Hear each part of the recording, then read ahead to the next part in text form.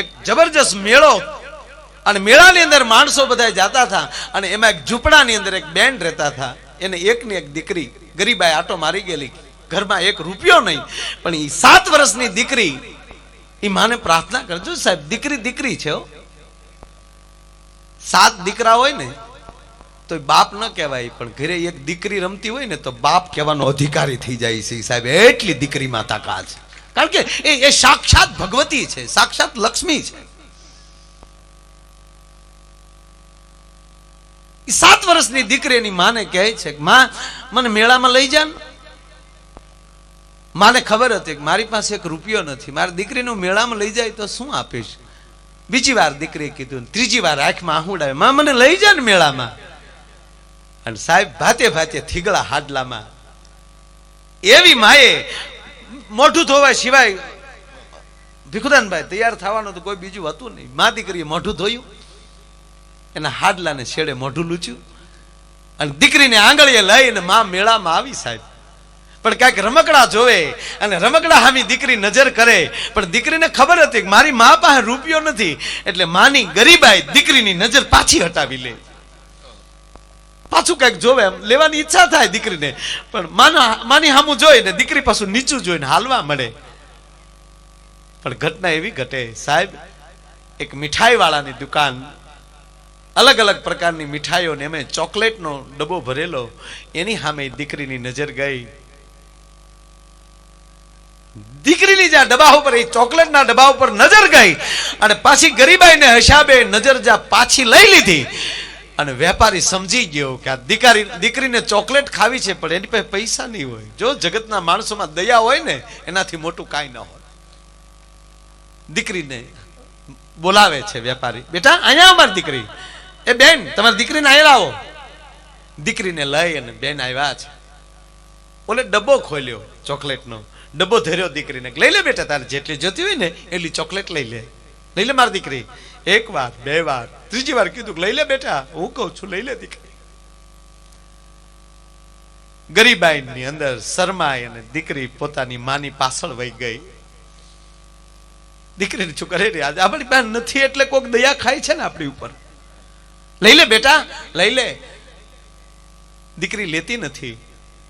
આખર વેપારીને ગમે એમ કરીને દીકરીને ચોકલેટ દેવી હતી. એટલે સાહેબ એ ડબ્બો જે હતો, ઢાંકણું ખોલ્યું હતું, એ ટેબલ ઉપર ઢગલો કર્યો, અને એમાંથી ખોબો ભરી ચોકલેટનો, અને વેપારી પાછળ આવ્યો. દીકરીને કહે છે કે લે તારા ફ્રોકની અંદર લઈ લે મારી દીકરી. અને વેપારીએ ખોબો ભરીને એમ કીધું કે લે તારા ફ્રોકમાં લઈ લે. એ દીકરીનું ફ્રોક, જે દીકરીએ ફ્રોક પહેર્યું હતું, એ ફ્રોકના છેડામાં આમ ચોકલેટ લઈ લીધી.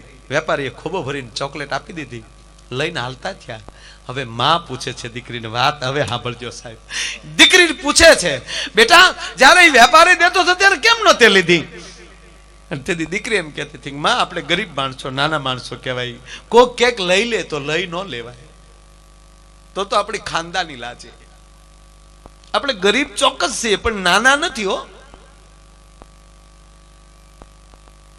કચ્છની ધરતીમાં જેથી ધરતીકપ આવ્યો, અને પૂજ્ય મોરારી બાપુ જ્યારે મુલાકાત લેવા ગયા, ત્યારે એક ગરીબ બાઈ પોતાના ખીચામાંથી 10 રૂપિયા કાઢીને બાપુના ચરણે ધર્યા. બાપુ તો કોઈ દી લેતા નથી, પણ એ બાઈ 10 રૂપિયા ધર્યા. અને ત્યારે કીધું બાપુએ કે બેટા આ તમારું બધું દટાઈ ગયું, અને છતાં હજી તમે પૈસા કાઢીને ધરો છો. ત્યાં બાપુ બધું દટાઈ ગયું, પણ અમારી ખાનદાની નથી દટાણી, એ તો હજી અમારી રઘુમાં પડી છે. અમારા સંસ્કાર નથી દટાણા, અમારી ભક્તિ નથી દટાણી. દીકરી કહે છે કે માં કોક આપે ને તો લઈ ન લેવાય. તક પણ હવે શું કામ લીધી? કે માં એને દેવી જ થી દીધી છે એટલે લીધી છે. અને માં સાંભળી લે, તીએ મને એમ કીધું કે લઈ લે તો હું કેટલીક લેત, મારા નાના નાના હાથમાં કેટલીક આવત, પણ મેં થોડીક ધીરજ રાખી તો વેપારીનો કવડો મોટો ખોબો હતો તો મને કેટલી બધી મળી. તો સાહેબ આ માં એમ કે લઈ લે, જોતું હોય એટલું લઈ લે. ત્યારે ધીરજ રખાય. આપણે 2 હાથ વાળા શું લઈ શકીએ, અને પછી એને કૃપા થાય ને 1000 હાથ વાળી માં ઉમાન ખોડિયાર તમને આપવા મળે ને, પછી કોઈના બાપની હાડી બાર ન રહે ભલામણ. આ જીવનમાં જરૂરી છે. એટલે બરોબર એમ કહેવાય કે અર્ધિકનાથનું ટાણું છે, આવું મંદિર છે. મેં કીધું ને કે જે વેદના સહન કરે એની ભેરે ભગવાન ચોક્કસ રહે. સહન કરવું પડે. અત્યારે શું છે કે આપણે કોઈને સહન નથી કરવું. અને તમે ગમે એવડા હોવ, પછી પરિવાર હોય તોય ભલે, સમાજ હોય તોય ભલે, તમારી એક જ ભૂલની રાહે બધા બેઠા હોય. એક જ ભૂલની રાહે બધા બેઠા. દીકરો હોય તોય ભલે, બાપા તમે આમ કેમ કર્યું.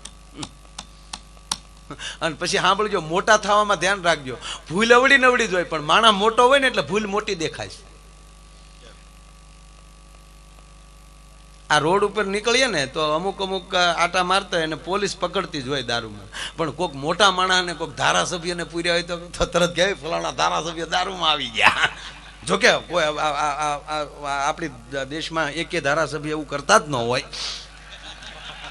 હાલે પણ આપણે ક્યાં ચૂંટણી લડવીને બળતરા કરવી. એમાં ગાંધીનગરમાં થામુકો દારૂ મળે જ નહીં. કુસો ભીખુદાનભાઈ, કારણ કે ગાંધીજીના નામની નગરી છે ને ગાંધીનગર. દારૂની બંધી છે ગુજરાતમાં. હા, એટલે ગુજરાતમાં દારૂ મળતો જ નથી ને એમાં ગાંધીનગરમાં તો ઊંઘવા મળતો નથી. હમણાં ચૂંટણી ગઈ ને, હમણાં મ્યુનિસિપાલિટી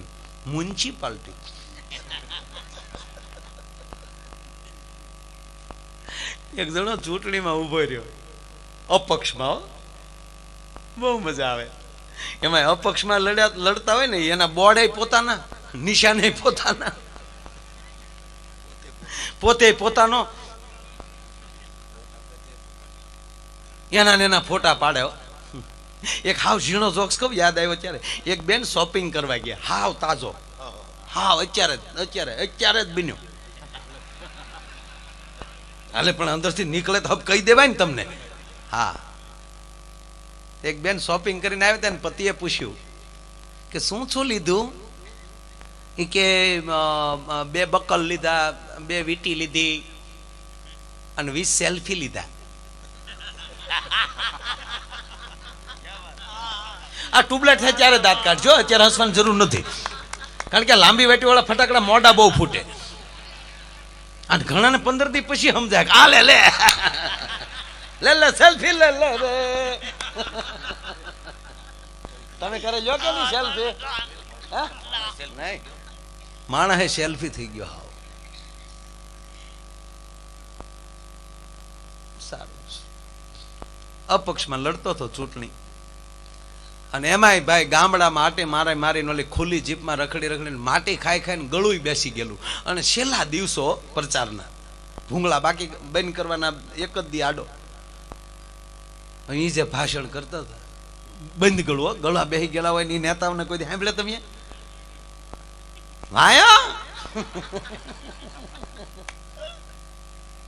હકીકત આમ નેતાઓને આમ જો કે આનંદી બેને સારું બોલે. અત્યારે 3 નો જમાનો છે, મંદી, મોદી ને આનંદી.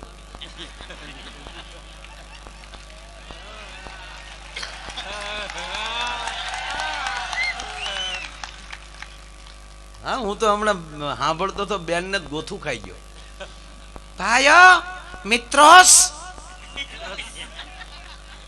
આપણે ગુજરાતને ગતિશીલ બનાવવું છે. ખરેખર હમણાં માલ છે ગતિશીલ જ બનવાનું છે. એવું ગતિશીલ બનવાનું, રાજ્ય રીંગણી સોંપી આવો, સવારે ડાયરેક્ટ રીંગણા જ ઉતારવા જવાનું. મિત્રો,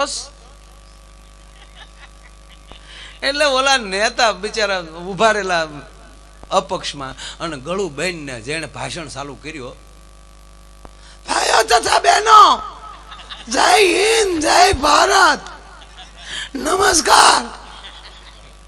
હું તમારા ગામમાં મત લેવા આવ્યો છું. એકવાર તમે મને મત આપી, પછી તમે સવાન હું સૌ. છતાં કઈ પ્રશ્ન હોય એ કયો. પ્રશ્નનું કીધું ને તે ભાઈ ઉભા છે, તમારા બાપાના દાઢીના 2 રૂપિયા બાકી છે ભાઈ. એ ભાઈ, એ ગ્રાન્ટ આવ્યા પછીનો મુદ્દો છે ભાઈ. હવે બાપની દાઢીઓના ગ્રાન્ટ માલી કાઢતા હોય, બીજો કઈ પ્રશ્ન હોય એ કયો. બીજો તો એક વડીલ ઉભા છે, એને એવું કીધું બીજો કાંઈ પ્રશ્ન નથી, અમારા ગામમાં શમશાન નથી. બસ એક શમશાન. આઝાદી આવી 65 વર્ષ થઈ ગયા, તમારા ગામમાં દાંતો કાઢશો શમશાન ની વાત. શમશાન નથી, પણ મિત્રો હું વસન આપું છું.